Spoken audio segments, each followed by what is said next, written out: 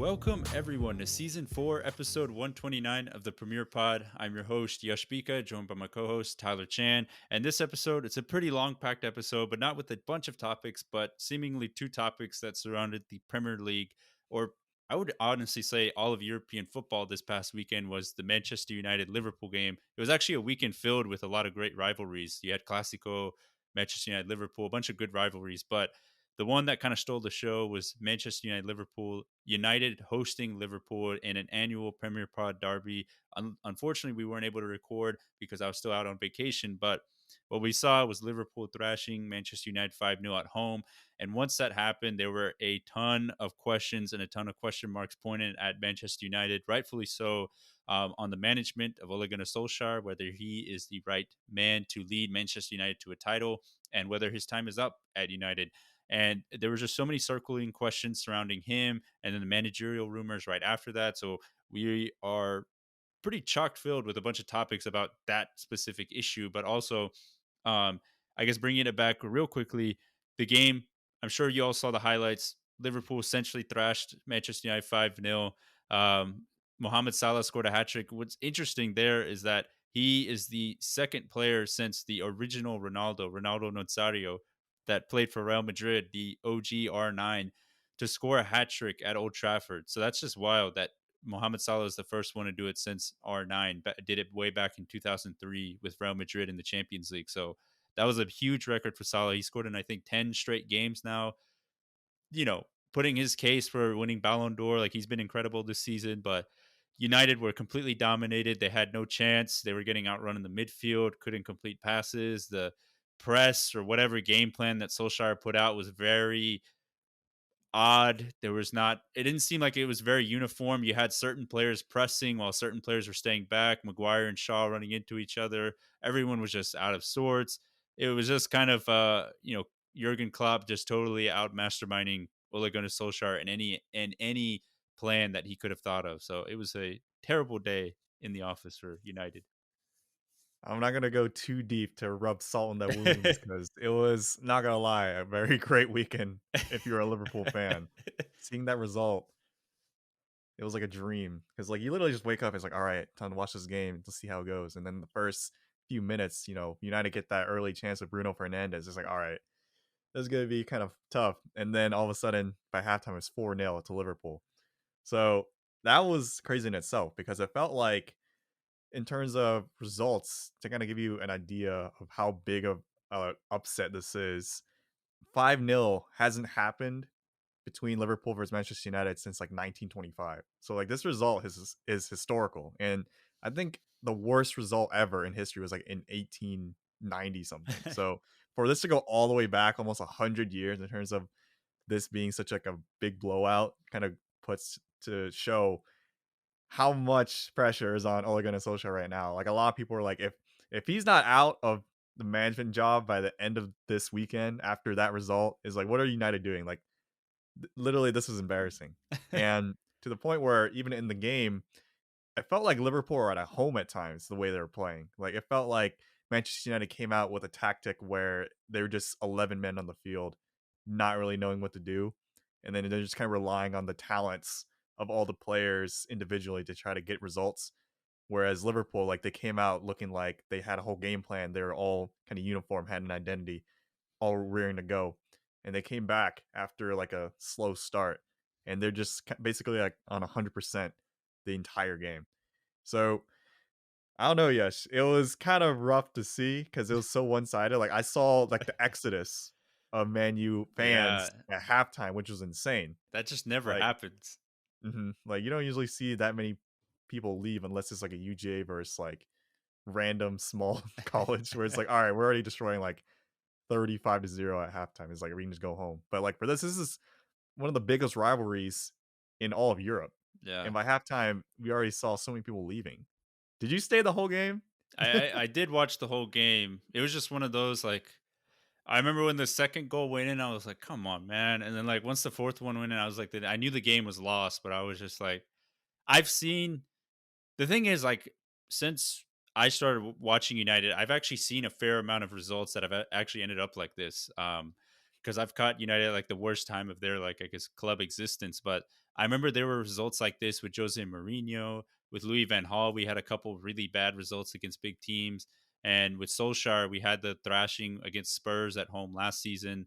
We had a couple bad results against Everton before. The Leicester game was kind of like in the same ilk of it's just like you just kind of feel like dejected because the game is gone and all you see is your players making mistakes. No one's really playing as a team. Everyone's just kind of doing their own thing, trying to figure out like what to do on their own.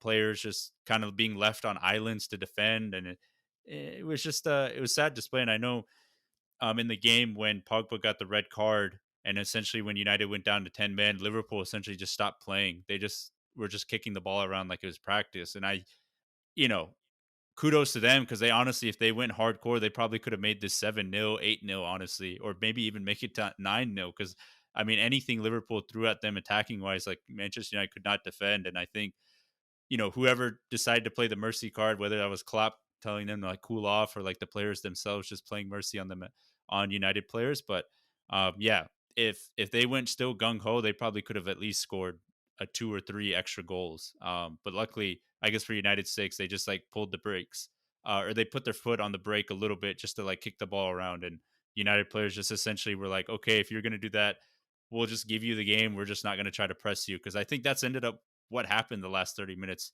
United players sat back, didn't really try to go for the ball. Liverpool players were like, okay, we'll just kick the ball around and call it a call it a game. So it I was mean, that's what it despite was. that, I feel like Liverpool at times after that Pogba red card, after injuring Keita, which luckily Keita, he only just suffered a very heavy bruise. Like Keita historically also has been kind of injury prone, and then having Pogba do a cleat first tackle into his ankle, that was kind of rough to see. I got scared because Keita, he's just coming back from like long term injury and also just finding his form again, and he's been scoring pretty early on, like getting those clutch goals in the past few games as well. So it's like, oh, he's finally kind of living up to that 50 million pound transfer Hmm. from RB Leipzig finally. And then he's like, oh, he got injured, but he's on. He'll be back pretty soon. That luckily it wasn't too bad, and I think that red card kind of showed the frustration from the Manchester United players because not only did Pogba do like a rash tackle like that, even after being subbed in at halftime, but right before that, Ronaldo kicked out at Curtis Jones when Curtis Jones was on the floor, and then he basically kicked the ball into Curtis Jones's stomach while he was on the ground. And luckily, Ronaldo didn't kick Curtis Jones and instead kicked the ball because that would have been a straight red for sure. But that was also very un-Ronaldo like from his current age. I feel like that's something you might have seen from early Ronaldo, like young Ronaldo. But I thought he'd be a little bit more mature now from doing kind of silly things like that, kind of losing his temper. But like that was in the 43rd minute, and I'm Yeah, like, "Oh, it's but gonna be that a was the long game was game." already 4-0 at that point, I think, or Yeah, 3-0. so The game was and lost. he was having a rough game too. He scored 1 goal, but it was deemed offside, It's actually I a pretty believe. good goal. Like it was a pretty. Yeah, I know. That I was was like, like, "Oh, maybe it's coming back." but it was just one of those days where nothing was going right. So, like, not only did the frustrations from the players pop up, but, like, just nothing was going their way in terms of calls. All their shots were just parried or saved by Ali Son. He was having the game of his life as well. And then even the one time Robertson, the Liverpool left back, almost tapped in an own goal. It hit off the crossbar. So I was like, man, even even when things almost get kind of lucky for United, it doesn't go their way. So on top of that, like after like you mentioned, Liverpool kind of put the brakes on. I don't know about that because they subbed on Mane, and That I is was like, true. I guess I was like so dejected from the game that I was like, all right, if as long as like they're not like going into our half consistently, call it a game. I think the announcers alluded to that. I think Lee Dixon, I guess if you were listening to the in States, he just basically said it looks like they kind of come to an agreement where Liverpool will just, I guess in the last 15 minutes at least, like Liverpool will just kick the ball around and United will just back off and not do anything. Um, but I mean, I did see that where Mane did have a couple of chances where he could have scored, but it was just a bad game. It it was a was really bad game. it was a bad game for United, but great game for Liverpool. And I don't want to go too deep into it because I know it was a tough one to watch for Yesh especially. Yeah, game was But lost in 2 minutes. it's lost in 2 minutes. Like the I I guess I wanted to quickly. I guess this will kind of be like, kind of like the Solskjaer rant, but I wanted to get at that just like a little bit soon. But I guess I'll talk about it just in a tad bit to some of the big mistakes that happened in that game.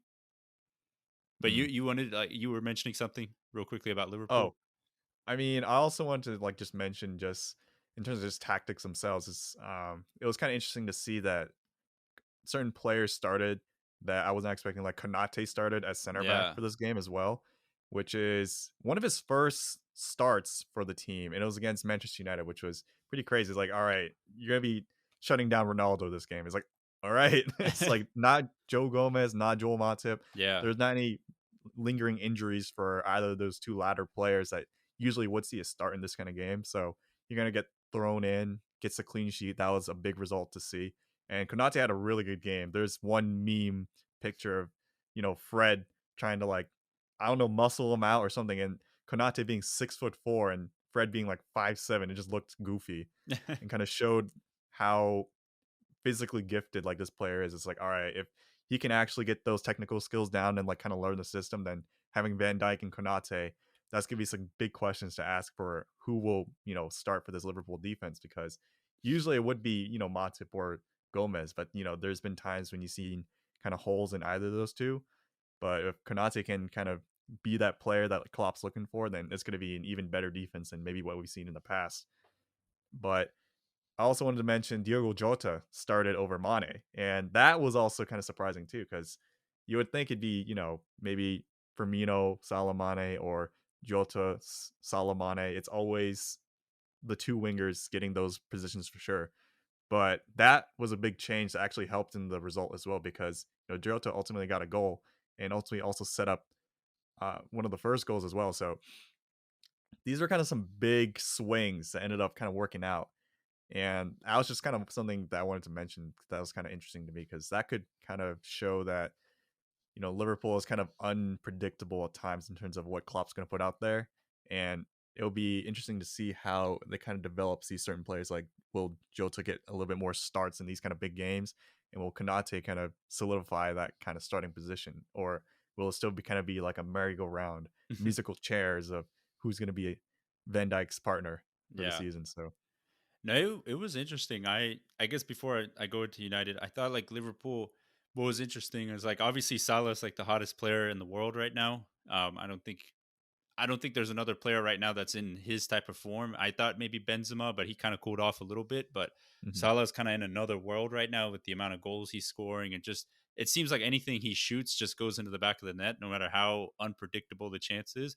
But I know Firmino had a pretty good game because there were times where I think it was like Victor Lindelof or Harry Maguire. They would try to get the ball from Firmino, but then they would get sucked in from him. And like Firmino's really good at keeping the ball with his feet because he's really skillful and like really good at dribbling. That you know the Manchester United center back is so dragged out of play, so that leaves room for Salah and Jota to just exploit it. So I thought Liverpool did a really good job with that, but in general, it was crazy because I know like Manchester United in the beginning they were trying to play like a lot of switching like long balls to kind of isolate the Liverpool fullbacks, but in general like they were able to do that just maybe a couple times. But after that, it just seemed like whenever Liverpool had the ball, they always knew where they had an extra player to pass to. They always knew they had an outlet. And I think for Manchester United, whenever they had the ball, it was kind of panic mode of like, who do I pass it to? Like there was not really someone that was there that they knew that was going to be there so they could pass to. Like Liverpool, they knew they were essentially forming triangles all over the pitch. Wherever they had the ball, they just knew that they could pass here, here, here. And because of that, I mean, that's why they were able to just dominate Manchester United completely. They just had players everywhere and always had an outlet, always had an option, and it just overloaded Manchester United.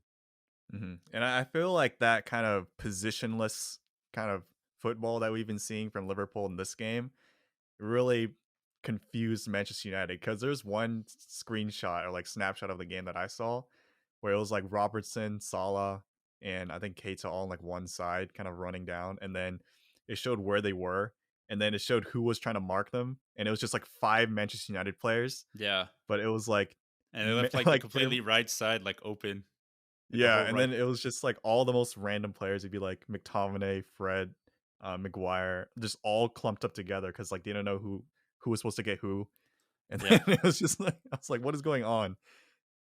it's Yeah. been, 2 years, and I feel like Ole Gunnar Solskjaer at times, he still has these games where it's like players didn't really know what to do. Yeah. They're And like, and I guess "Do you got him? You got him?" I don't know. and I guess like that's like a good time I guess to, I guess go into Ole Gunnar Solskjaer. And I think that's been the biggest problem of his tenure. There's been a lot of question marks, from United fans and from outside people that, hey, like, is this guy actually capable enough of managing a club like Manchester United? I will say this. I've never you can listen back to old podcast episodes. I mean, we literally were doing this podcast when Jose Mourinho was in his final stint, and I was going on rants every single episode about how bad the team is. And then when Solskjaer came in as an interim and we were winning games, like just in a good mood, I don't think when I look back at like the episodes, I don't ever remember being like completely Ole in and completely Ole out. I know the question's been asked before. I've always been the person like, hey, let's just back the manager. It's going to be, tough to rebuild after all the toxicity that was at the club. And I think this is where like a lot of Manchester United fans and just a lot of people in general are getting kind of the, I guess, confused narrative, because I would like to say this. I think you can look at it in two ways. You can admire the fact that Solskjaer has come in and done a really good job of stabilizing the club, bringing in a lot of good players, and essentially building a squad that is capable of winning things. But you can also admit that maybe, the cracks are showing and that he's not going to be the guy that's going to lead them to glory like Sir Alex Ferguson was. And I think you can admit those two. But I think a lot of people were like, now that Solskjaer is like losing and not really succeeding, they're like, oh, this guy, like, that's immediately the narrative they want to jump to, is like, this guy was awful for Manchester United. He was like one of the worst managers ever. Yeah, tactically, like it just, his first team coaches, a lot of them are like first time coaches, or this is like their big first job.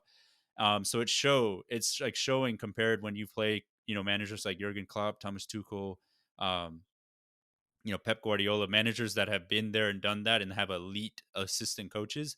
For Manchester United, they don't have that, and I think it's really showing. But I would like to point that out. I think, first of all, I'd like to acknowledge that Solskjaer has done a really good job of building a really good team. But I guess for me now, that game was like the huge turning point of like, okay, unfortunately, I just don't think Solskjaer is the right man to lead them anymore. So I'm basically saying I'm Ole out, but like the thing is, the board has not done anything to, I guess, make a move of firing the coach, because it's just crazy that you can have a manager that lost 5-0 to their biggest rivals. And it's not even, it was a close game and we got, it was 0-0 for like 60 minutes. A player gets sent off, and all of a sudden, like, it's like Liverpool versus Man City way back in the day when it was, 1-1. Mane gets the red card and City just go on to win 5-1 or something like that. This was Liverpool dominated Manchester United from the opening minute to the last minute. And there were so many open cracks in the team where the team literally was playing. It essentially looked like they were just all individuals. And Solskjaer was just like, okay, Bruno Fernandez, like, Bruno Fernandez is out there pressing on his own. And by doing that, he leaves so much space for Fred and McTominay. It's like Fred and McTominay have a game plan, but then Marcus Rashford, Mason Greenwood, Ronaldo, and Bruno Fernandez have a separate game plan. And then essentially Maguire, Shaw, Aaron Wan-Bissaka, and Lindelof all have to do one thing, and then you just expect David De Gea to make like 500 million saves to keep everyone in the game. There was no cohesiveness, and from opening to the end, they were completely dominated. The cracks were there, and to be honest, the cracks have been there all season. I mean, apart from the Leeds United game that United won I believe 5-1 in the opening match of the season, the next, like, the rest of the season, we've been so easily exploited on the counterattack. It's as simple as a team plays one or two through balls or one or two passes and they're in. Every single game we play, we're that open on the counterattack and that open defensively. And to me, that just kind of is a bit mind-boggling, because last season, yeah, at times we were, inconsistent at certain times, but we were never that open in terms of like players could just easily pass, make a couple passes and boom, they're already into the defense. I don't know what's been going on at Manchester United this season. I don't know if it's the introduction of Cristiano Ronaldo and the fact that, last season Bruno Fernandez had the freedom to kind of press or do whatever he wants, because he had the likes of Martial and Edison Cavani playing up top that would track back and at least do some more of the off the ball work to, I guess, make up for Bruno Fernandez doing what he wants. But this season, it's just, the floodgates are open every single game. It's like the first minute of the game, you can expect the team to have a huge amount of chances. And there was actually some defensive statistics United rank in terms of the Premier League, they rank like bottom, literally in the bottom four of like almost every major defensive statistic. Try saying that really fast. Statistic in the Premier League in terms of goals conceded, chances, chances conceded, big chances allowed, pretty much everything, defensive errors, like everything you can think of. United are in the bottom half or literally at the bottom four of every major defensive statistic.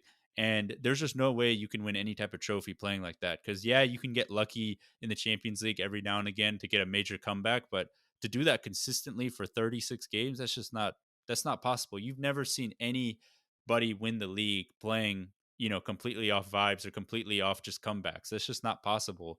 And I remember last season, everyone was pointing to the fact that, hey, we finished second in the league. We are playing well. We are winning a ton of games, but all those games that we kept winning, they were just never like confident 3-0 wins. It was always we go down 1-0 and we have to make a quick comeback to make it 3-1, or we go down 2-1 and we have to make a comeback to make it 3-2. It was never a full 90-minute display of just complete performances.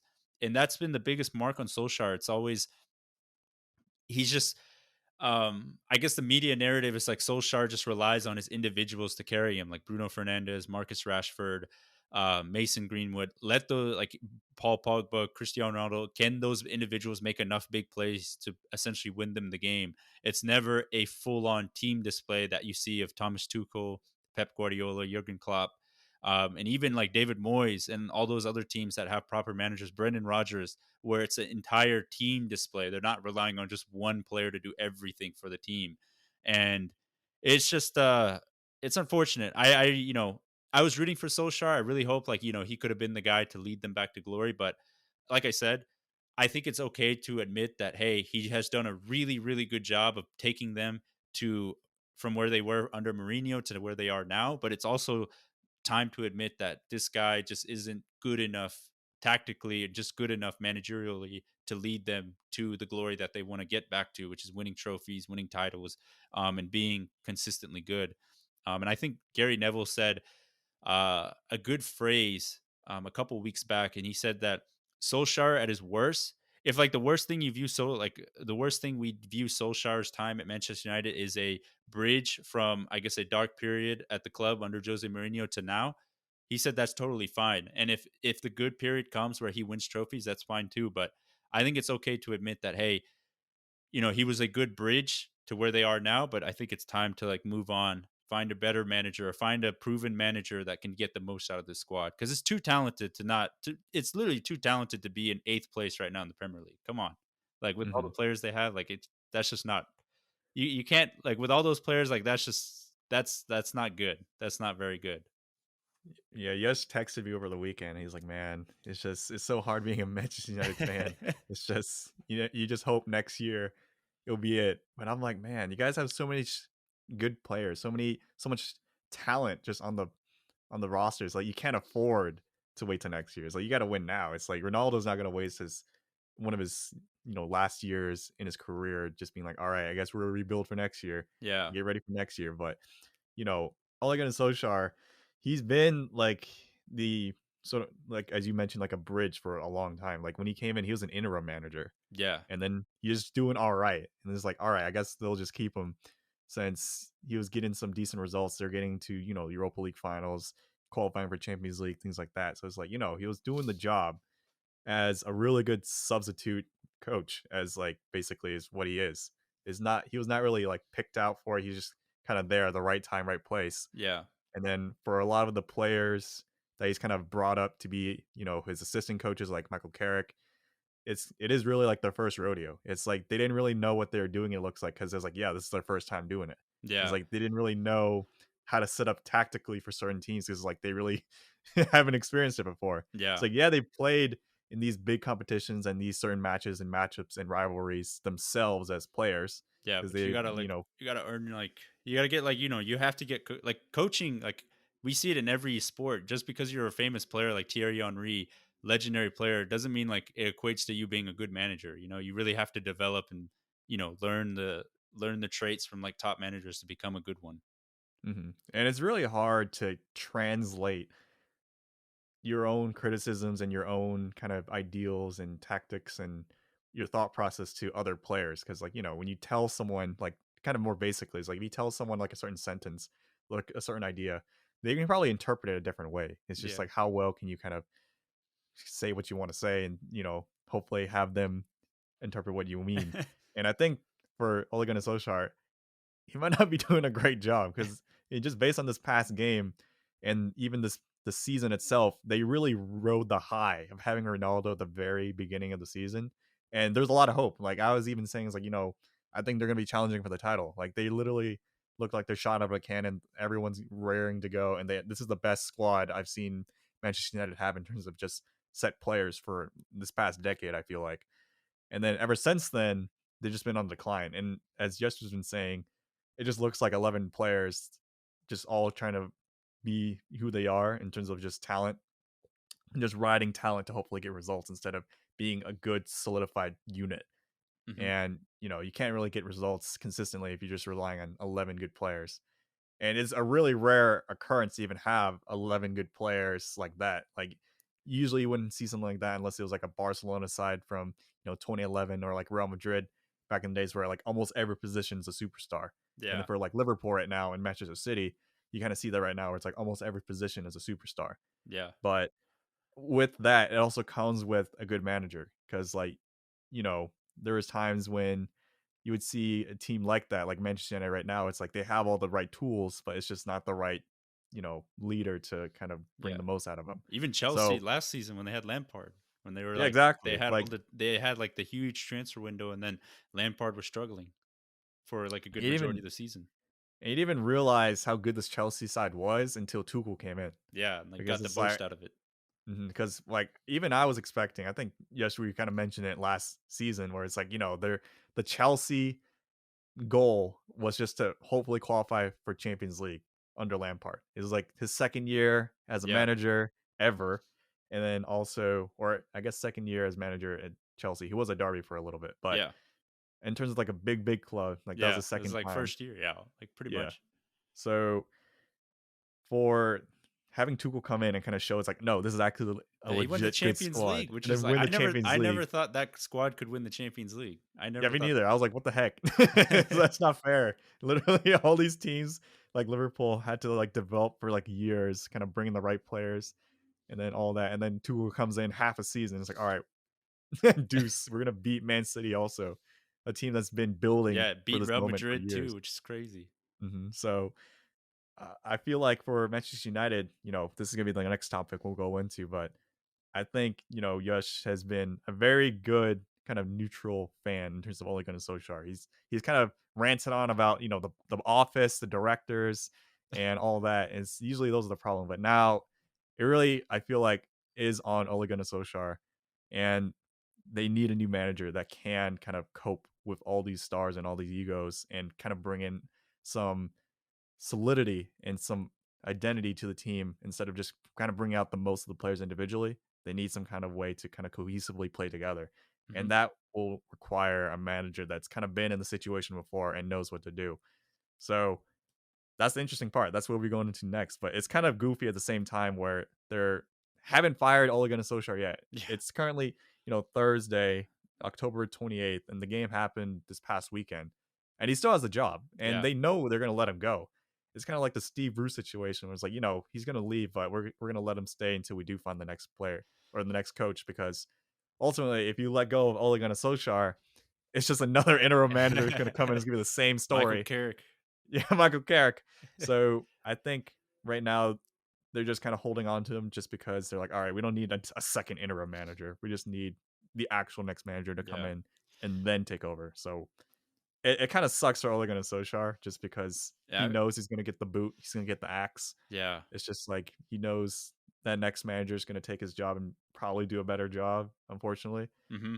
which kind of sucks in his mind, like kind of mentally. Yeah. But he's done a decent job, like being said, all things considered, because Yeah, I mean, he's got him right like place, to right time. third and then to second place. Hmm. Consistent Champions League spots, but when it's come to, I guess, crossing that line to winning a trophy or getting into the final, it's always come up flat and short. And I always thought, maybe it's not the right squad yet, or maybe it's just a building block. But maybe it really just was like if there was a different manager there, maybe they do win the Europa League final. Maybe they do qualify for like the FA Cup final, or maybe we're still in the EFL Cup competition and that we don't get knocked out by West Ham in the first round. So I thought it was interesting. There was like a couple reports actually.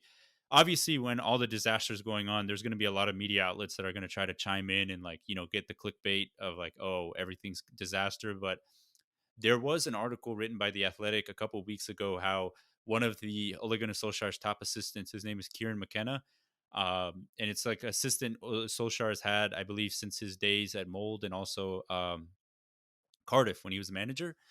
And there was apparently like a lot of reports from the Athletic, and Athletic is a really reputable source when it comes to like sports journalism. And there was a report that apparently a lot of first team players kind of had the essentially said that they like Solskjaer.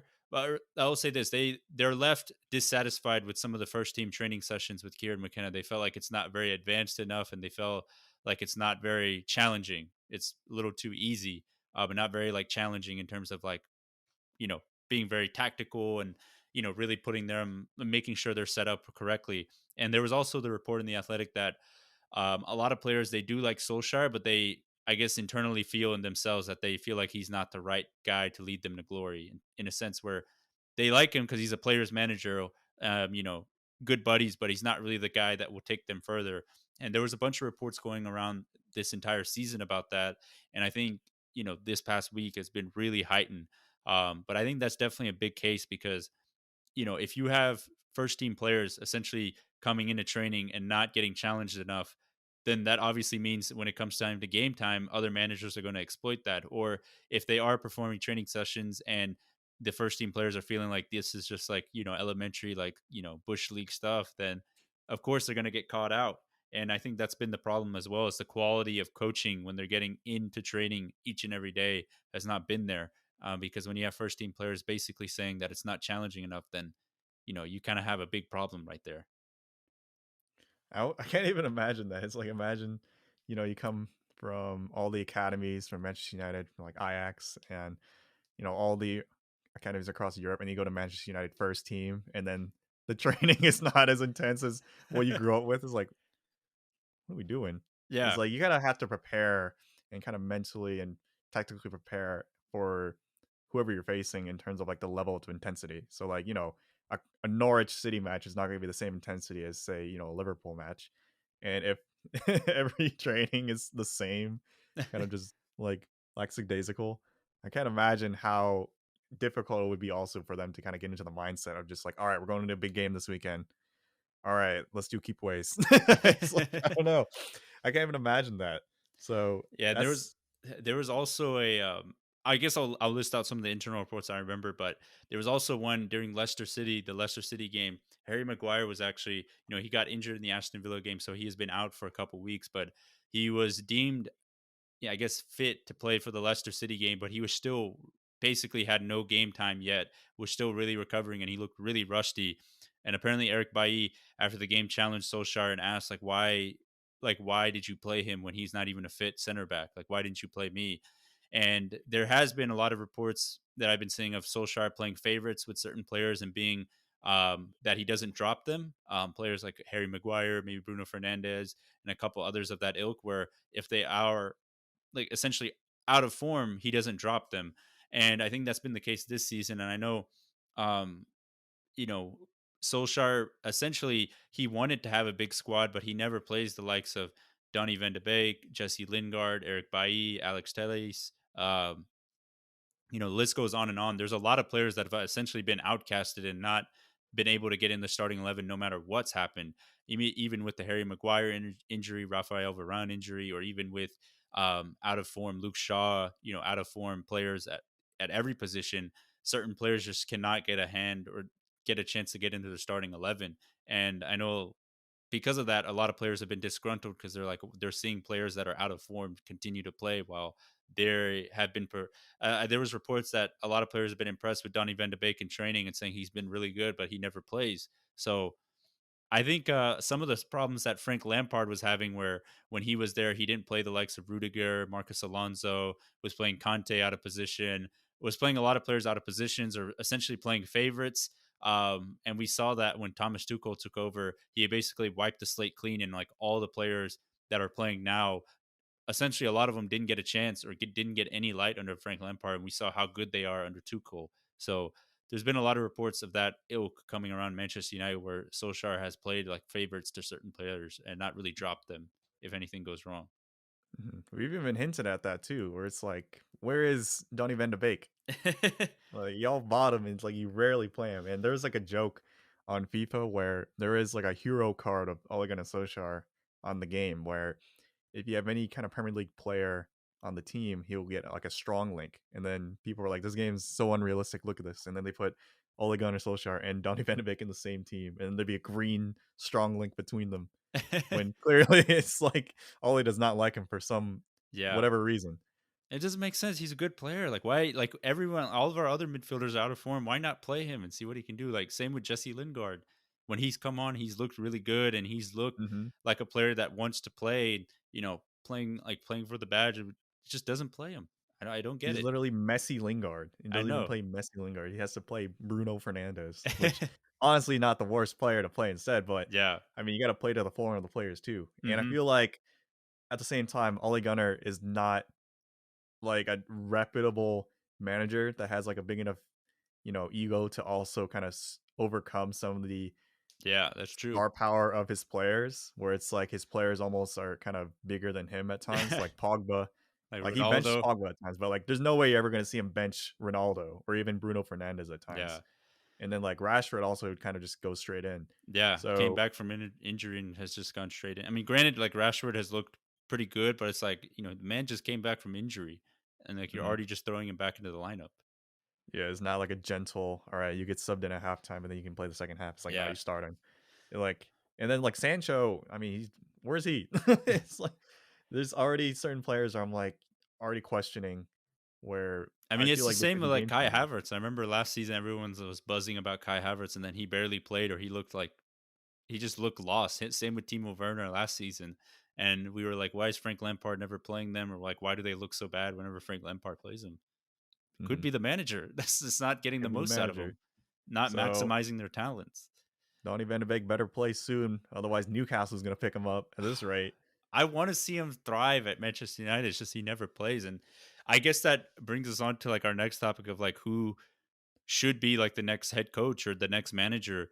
And there were strong links earlier this week that Antonio Conte, the former Chelsea boss, former Inter Milan boss, and Juventus boss, um, was the favorite. And like, there's a lot of reports saying that Conte is very keen. He doesn't really join squads midway through the season. He doesn't like doing that, but he said he'd make an exception for this United squad because of the talent they have. And he said that he could like see himself thriving and being really successful with the squad because it's made to win. Like all the pieces are there. It's just like who you gotta get someone to get in there.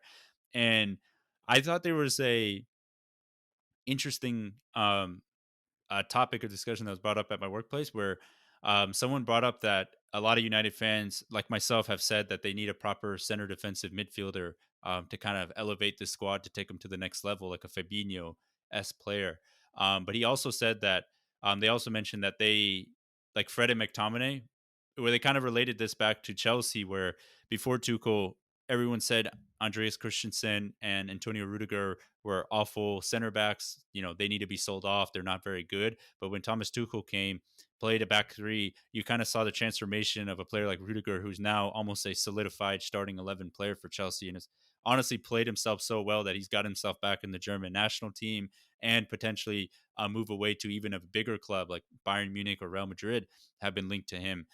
And they were saying that maybe Fred and McTominay, they look really bad right now under Solskjaer because Solskjaer is not playing them to maximize their strengths. Maybe if another manager comes in, maybe he can find a way to get the maximized effort of McTominay and Fred. And essentially, by doing that, you master deficiencies because essentially every player has a deficiency unless you're Messi, Ronaldo. Those players are just out of the world.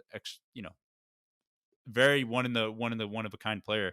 But most players have a weakness that they don't want to get exploited. But a good manager comes in and will try their best to make the team or set up the team where that player won't get exploited for their weakness. That's what a good manager, a good coach does. And unfortunately, Ole Gunnar Solskjaer has kind of left some of his players out to dry in a sense where he's not really masking their weakness. In a sense, he's not masking it, but he's instead essentially heightening their weakness and making it more exploitable for teams to, I guess, exploit. But if a proper manager comes in like Antonio Conte, he's not going to let that happen because everywhere he's been successful. And he'll come in and he'll develop a style real quickly. And we already know the type of style he'll play, but he'll find players to pick, basically be able to play in those positions, but he will try his best to essentially make sure that his players aren't exploited for those weaknesses. And I think that's the difference from a top class manager and a person that's still learning on the job. And I mean, even on top of that, like for McFred or McSauce, I would, or that kind of combo. Antonio Conte would also kind of bring in a different kind of formation and set where when you see Ole Gunnar Solskjaer, you always see like a 4-2-3-1. Yeah. Like that's his default. It's like whenever which players he has, it's like all Yeah, right, it's always gonna be a gonna four two play three it. one. And Antonio Conte, he's usually a three in the back kind of manager. It's Yeah. gonna be like a 3-4-3, 3-5-2, and it always works. And if you look at the Manchester United squad, it is very much like that Chelsea situation where it's like I don't know if they have three center backs, let alone two, that are world class enough to even like you know s- sustain like a three in the back. Because probably Varane would be a good pick, and then I don't know if Harry Maguire will be used to something like that. But and then the third player is like who's it going to be? Lindelof, Bailly, Phil Jones from the grave. Who knows? Maybe play Luke Shaw as a left center back like he did with England, like Oh, during that the could work World too. Cup. Well, I believe no, not the World Cup, but he played a couple of times in a back three, or at least Garrett Southgate. He put like Kyle Walker, I believe, as a right center back. Yeah, as a right center Yeah, back, that was like a FIFA play. yeah, Just put pace in the back. yeah. But I mean, I think those. Conte did that with Azpilicueta, right? Wasn't he like a center Mhm. back? Yeah. Yeah, Azpilicueta was also a center back converted from right back, Hmm. and that was something that we saw from Conte, and we probably will see something like that because I think certain players like Aaron Wan-Bissaka who probably will play right wing back, but for Luke Shaw, I don't know, he's also too good enough to like send in the crosses to play just center back. But I mean, these kind of tactical ideas, these kind of experiments wouldn't even be talked about if Ole Gunnar Solskjaer was still a manager. Like these kind of ideas and these kind of risks are something that would be a Conte level move. Hmm. And also these kind of new tactics would maybe bring out abilities from players that you wouldn't really see before because like they never really tried it. Yeah. So maybe you might see a player off the bench get a lot more starts than usual. Like maybe Messi Lingard will finally get a Donny Van spot de in that starting Beek. 11. Yeah, but Donny Van de Beek will come through. Maybe Bruno Fernandes won't be playing Cam. Maybe he'll be playing CDM or like something like that, Yeah.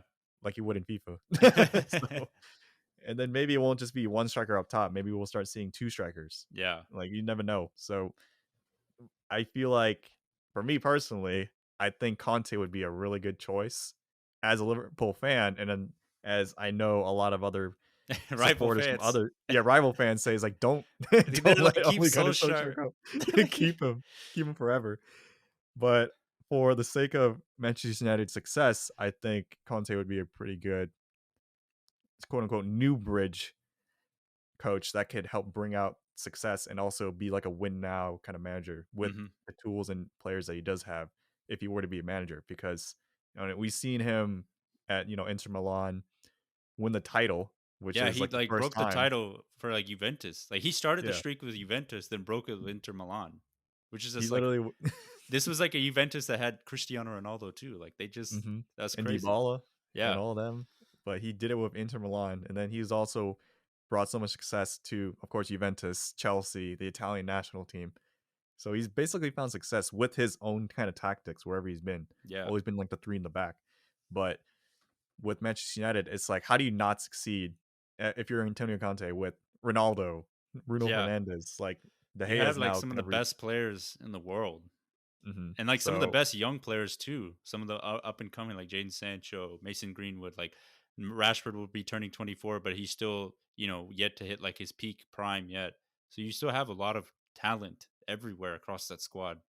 and they still have time. Yeah. Like, they're still just eighth in the league, which is, pretty far from the top four, but it's not impossible Yeah. if you go on a run. and also they're still That's in where Champions Chelsea League. were, right? I think Chelsea were like straight up mid-table, and then Tuchel went on a crazy run to get him in the top four, and then they Yeah, win the Champions League. and I mean, granted, Tuchel did inherit them after they got out of the group stages, but I mean, even then, that makes it even harder for Tuchel, in my opinion. Where Yeah, it's like, all right, less time. yeah, less time, and also it's like, all right, you have a lot of pressure now. Like, don't mess this up. It's like we got out of the group stages.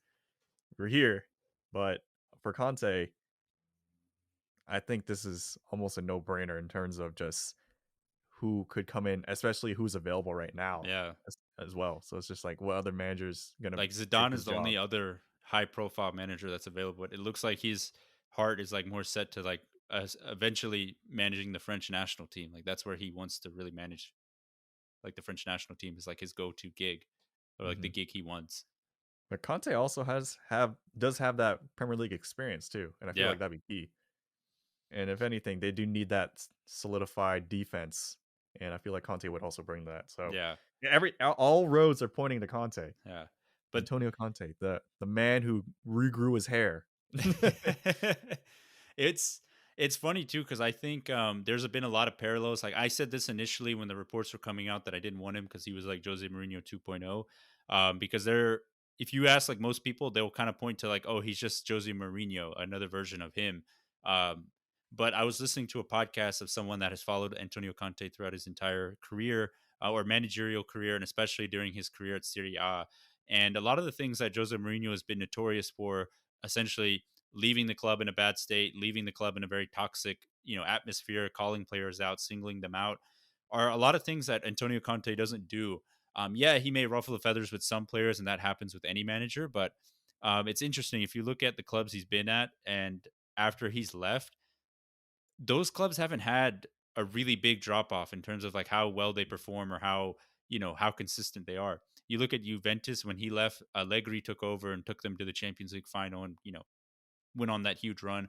After he left Chelsea, yeah, Chelsea kind of made a mistake of hiring Maurizio Sarri, but he was like the hottest manager on the market with his Napoli side, so you couldn't really blame them. But after Inter Milan, the new Inter Milan bosses come in, and even after selling the likes of Lukaku, Hakimi, and some other big players, they're still, I think, second or third place in Serie A, and they're still performing well. They re-signed Lautaro Martinez, so that narrative, I would say, that Conte leaves the club in a bad state like Jose Mourinho. I don't think that, I guess, like looking at it now, I don't think that's necessarily true.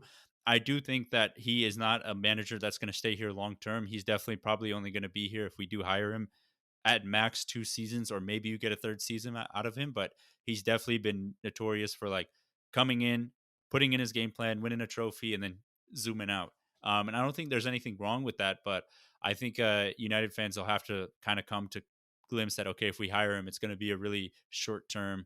Let's get the results we need and then move on from there.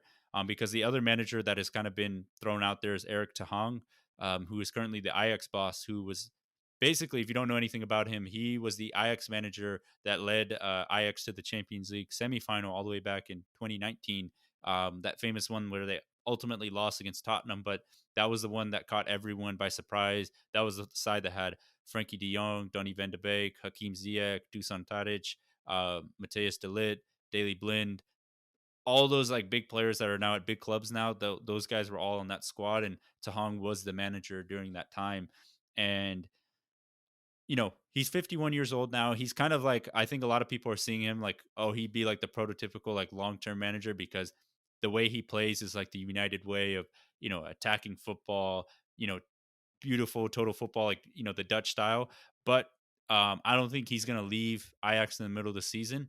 And it would be one of those where if United do hire him, they'll probably have to stick out with Solskjaer till the end of the season. But I don't think they can risk doing that. I think, unfortunately, I wouldn't mind Conte. Like, the more I look at it, I think Conte would be a really good move because I think, honestly, a lot of these players do need kind of a kick uh, of like, I don't know. Just they need to have some sort of accountability behind them, and I think Conte will give that because I don't think Conte will allow a lot of these players to slide in terms of walking around the pitch, being lackadaisical.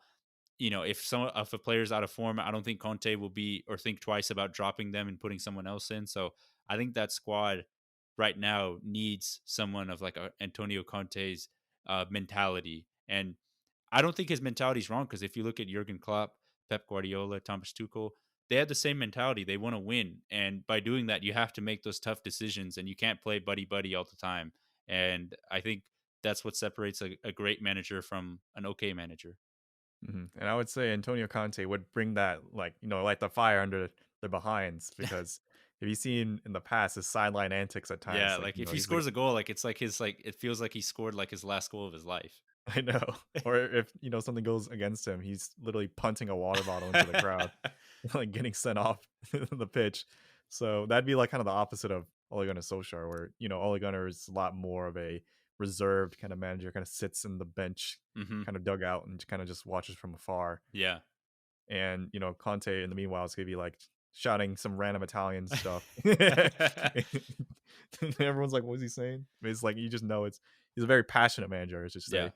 And And Eric Tahong, Tahong, I don't know how to say his name. It's spelled Ten Hang, so yeah, but Dutch.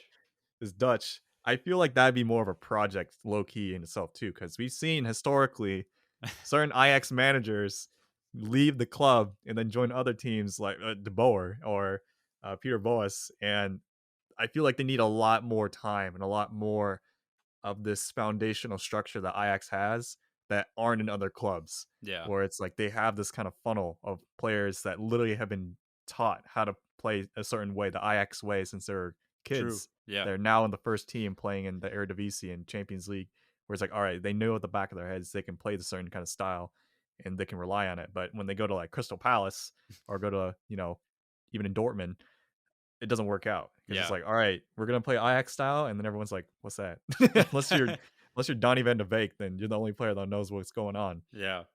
and they don't really have that time. Like Ronaldo's not gonna be there another 10 years. It's not Yeah. Tom Brady. I mean, he could be low key based on his kind of physique and his lifestyle as well, but I don't think he's gonna be the same. So I think they really do need that win now kind of manager. I'm kind of convincing you, Yush, I to wish I get could make the Conte. decision.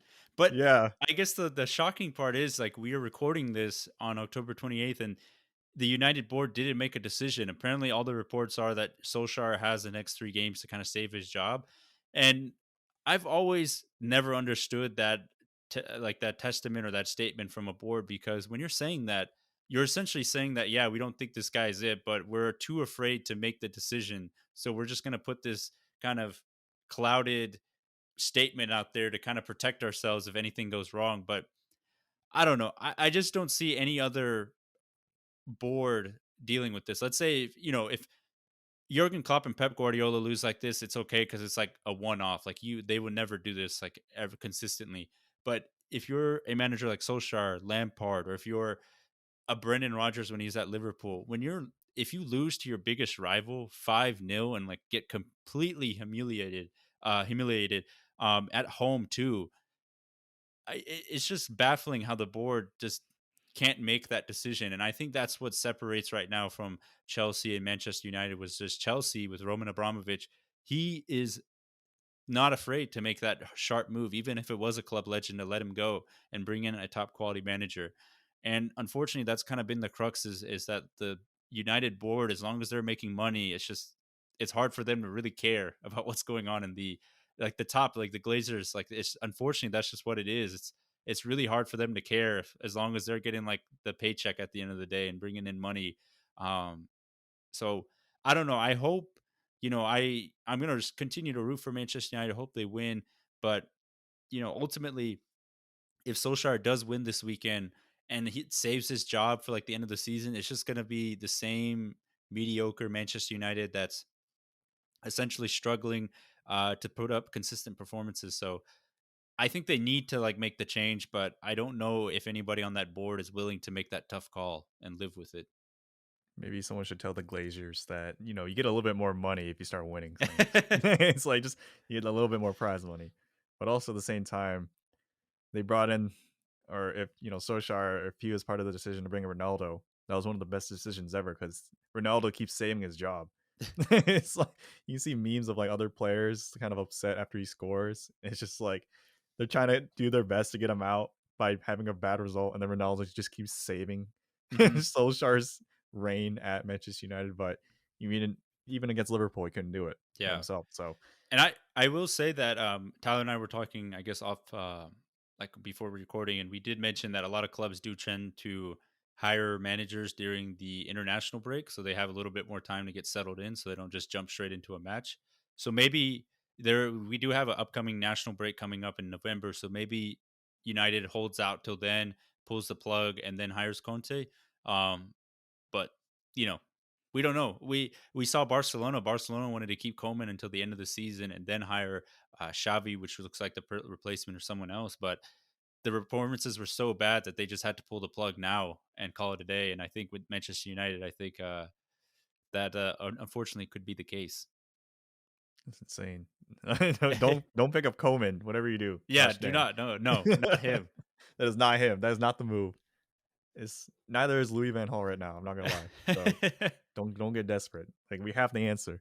If and even as a Liverpool fan right now, I'm like, don't make the same mistakes. Yeah, The Glazers are listening to the pod. yeah. It's like he's right there, Antonio Conte, like the best manager available. He's there and he's willing to take over, but can they make the move to do Mhm. it? Who knows? Who Who knows? knows? But We'll just see. yeah, that unfortunately is like the kind of the crux of it. And I was gonna quickly mention real quickly if he does stay, I think Solskjaer needs to get back to what he was doing last season. He needs to figure out Bruno Fernandes's positioning. I think like in this day and age, it's just hard for Bruno Fernandes just to play as a 10 and have this freedom to do whatever because he's leaving his midfielders and his teammates too exposed in the midfield or in the middle of the park. He has to figure out a way to get the Maguire and Shaw to play like they were last season. If not, you have to drop them and play different players. And we just got to find a way to get this team defensively solid because we're just leaking too many chances. And if you keep doing that, we're just not going to win anything. But we'll see what happens. And I wanted to quickly mention, I guess, before we get into our preview, that it looks like unfortunately, the title race has now turned into a three-horse title race into a four-horse. It's just Manchester City, Chelsea, and Liverpool. They have separated themselves from the rest of the crop when it comes to the Premier League. So it's going to be exciting nonetheless with those three teams. But maybe if United make a change, maybe they can make a late run. But it's looking unlikely at this point.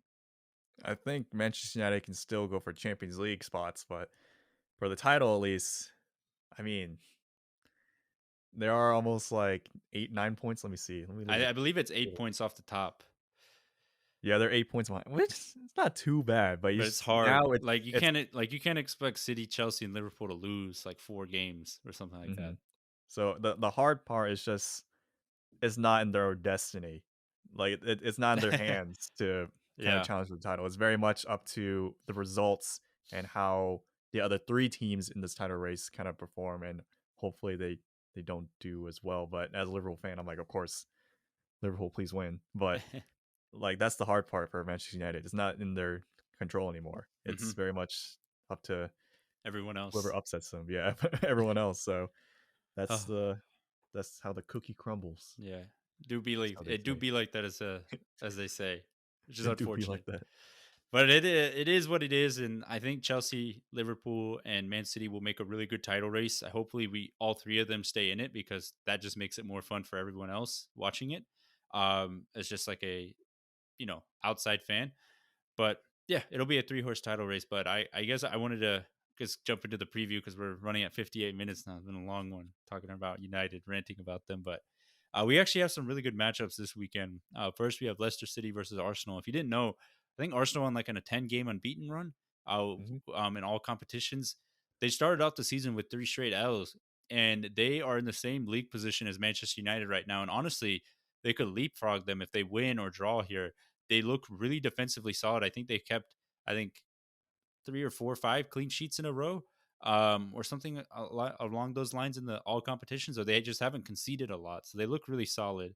Leicester City are doing decently well. I think they got a little bit of bounce back form beating Manchester United, but I'm going to back Arsenal. I think Arsenal could win this game 2-1. I think Arsenal look really solid right now, and they're playing some really good football. And I think you know ride the hot team. So I'm going to go Arsenal. Okay. I would say for Arsenal, you're right. They're after that 5-0 whooping from Manchester City, they've been on an undefeated streak. So it's been 8 games and they haven't been defeated. And within those, they do have a few clean sheets, but they haven't really conceded, 5 anymore. It's just like 1 or 2. And they've been a lot more solid with that whole kind of shift into just playing the youth and kind of just banking on that, and it's kind of working out for them. Whereas for Leicester, they've had some decent results in the past few games where, the 4-2 against Manchester United and then the 3-4 result against Spartak Moscow, which we didn't talk about, that was in the Europa League, but they're kind of getting big results and it's Yeah. kind of like pretty close games. But with the momentum that Arsenal have now and kind of the sporadic nature of just Leicester, and they haven't really been as solid as previous seasons, I would say, this Hmm. Leicester City side, where it's like they're kind of surprisingly good. Whereas maybe this season they have expectations, which is, the hardest thing to kind of overcome at times. I think Arsenal will win, but it'll be pretty close. I think it'll be a 2-1. Ooh, 2-1 as well. So they go into the 2-1. KP and beat Leicester. We're both predicting that. And then we have Liverpool Brighton. Brighton have low key been really good. I think they're actually above Manchester United right now on the table. I think they're in Yeah, for fifth or fifth. sixth. Mhm. They've been really solid. They've been a tough play for any team, whether it's Arsenal, any of the big boys have struggled against Brighton. That's because Graham Potter sets his side up well. They play really good attacking football, and they're not afraid to go after it, no matter who the opponent is. And Brighton did upset Liverpool actually in Anfield last season. I think they ended the streak, right? Of like their unbeaten streak at Anfield. That was Watford. That Oh, was Yeah, it was or sad I'm though. talking about the home Oh, streak. oh, the home streak? Yeah, because I remember didn't Brighton beat them I don't remember actually. Maybe it was last just season? too sad for me to Yeah, remember, and then just but kind of blocks it out. I think Liverpool are in great form right now. Salah, I don't think they will lose, but I do think Brighton could sneak in a goal. So I'm actually going to go 3-1 Mm. Liverpool Brian's win. been the very sneaky team this season, where it's like we haven't really. I'm not gonna lie, we haven't talked about them at all almost this Yeah. whole season. Like they're fifth right now, but for Arsenal, we get the most chatter in our ears because we're friends of a lot of Arsenal fans. So like go to soccer and then Enrique, our good friends, like they haven't been beaten yet for like a few weeks. It's like, yeah, you're right. Yeah, we should probably mention that. And then like we don't have any Brighton fans kind of pointing out. It's like, yeah, we're top 5. Let's go. So, I feel like Brighton at the same time, they gotten a little lucky with their schedule because it hasn't been too difficult in the beginning of the season. They faced Man City, lost, tied against Arsenal, but I think once they start getting into like the upper half of the table in terms of facing those teams, it'll probably go back to equilibrium in terms of like where they probably should be, which is like maybe a little bit below mid-table, kind of challenging to not get relegated. I think this will be one of those humbling games where it's like, all right, it's time to bring him back to the median. And I think it'll be a 3-0. I don't think they're gonna score. I don't see it. Liverpool's defense is too good. Mm. All right, yeah. I just think like I like the way Brighton play, so I think they could like get a sneaky goal in once the game is kind of over and done with. But I definitely could see another clean sheet for Liverpool because they have been really solid. And then finally, the big game is Tottenham versus Manchester United, the El Sac Clasico, or else I'm trying to come up with a name. There was a name that was been floating around. Basically, Nuno and Ole Gunnar Solskjaer are both on hot seats right now, and it's like whoever loses this game is going to get sacked. This game has like lost all of its luster and appeal. This will be played, in Tottenham's home ground. It's I don't know what to expect. I'm going to root for Manchester United, but I think the way they've been just so open this entire season, I just think Harry Kane, Hyunmin Son, Lucas Moura, all those players will have like a field day just exploiting those spaces. But I don't know. I hope that Solskjaer and the training, like in the training ground, or just like the staff have really try something different, or maybe revert to some of the tactics they used last season that was helping them win games. Because they just can't roll out the same team that played against Liverpool and expect to win because it's not going to happen. So I don't know. I It's hard to predict a win for either side, but I think like what's more realistic is probably a 2-2 because I just think both these teams are just coming in like really awful form, especially Manchester United. And I don't know. I just don't see a win, but I also don't. I could see a loss, but I see a draw as more likely, like a 2-2. This is a little sad to see. If you're on the video, you can see the sadness in Yesh's eyes. It's just like, All hope is uh, gone. all hope is gone. It's just like which team is gonna do least worse in this result, and then that's basically what will happen. But I don't know. I keep saying Ronaldo's not gonna let bad results happen. I keep thinking that because it's like he's too good to let things like, and also just the team in general is just too good to let those kind of results happen. Where Tottenham, they're kind of made to disappoint their fans, so it's not really too kind of too surprising to see. Hmm. But geez, both of these teams right now kind of in the rut. And usually when we see something like that, it would be a draw. So I would want to say 2-2 just because just defensively, both teams aren't really the greatest. But also just finishing wise, they're also not really doing the greatest as well in certain big games. So I'm going to split the difference. I'm going to say 1-1. Oh, okay. 1-1. I'm going 2-2. Yeah, it'll be interesting to see how this game plays out. You know, I think there's like some United fans that are actually calling United to lose this game so Solskjaer can lose his job and they get Conte, but I'm not gonna go that far. I never would want to like root for my team to lose. I think that's just like the wrong attitude. But Unless you're in the NFL. yeah, so you can get a Then you number get one a higher draft pick. draft pick. Yeah, but it's just it's a tough time right now in Manchester United. And I think this whole episode, I'm sure you just like felt the mood. It's just all a bit sour right now at United. Maybe Conte comes in by the time we record our next episode. Never know. Mhm. I But was saying, like, with one of my other friends, I was like, "Man, this is a big blowout." And then I was like, "My friend on the podcast I do this with, he's a big Manchester United fan. I'm expecting a a long episode about this, a long rant." oh And I was like, "Don't worry, it'll be good." yeah, And I mean, sure enough, this is very like a very cathartic experience for Yosh, I assume. yeah. Because I mean, you can go back to old episodes. I've been on like United rants ever since we started this podcast. This is like a Yeah, it's daily. Like we get once a season. Something once a stupid. season. Something stupid happens once a season. Once a season. Like, Oh as in, like, once every fall, winter, yeah, spring. Something happens usually, yeah. so Oh it's just one of those times. yeah. It's one of those October months. It's not being too kind for United, but um, I will say, Yash, there's only up from here. yeah. Cause I mean, So can it get worse? it could get worse, but you never know. Actually could, but, Yeah, we'll be positive. yeah. Oh man, yeah. Well, I'll keep that attitude. It only gets better from here. But yeah, that kind of wraps up episode 129 for us. As we always say, you can give us a follow at the Premier Pod on Twitter and Instagram. You can also find the video versions of this podcast on YouTube at the Premier Pod.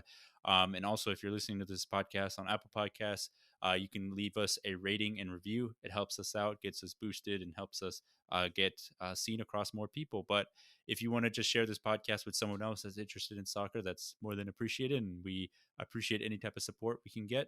And yeah, thank you guys once again for listening and sticking with us for this hour of this United rant that we went through. And Liverpool, obviously, praising Liverpool, what they did a good job. But United rant of like what's been going wrong at the club. But like we said, that kind of wraps up season 4, episode 129 of the Premier Pod. Thank you guys again for watching and listening. Thank you guys. Peace. Peace.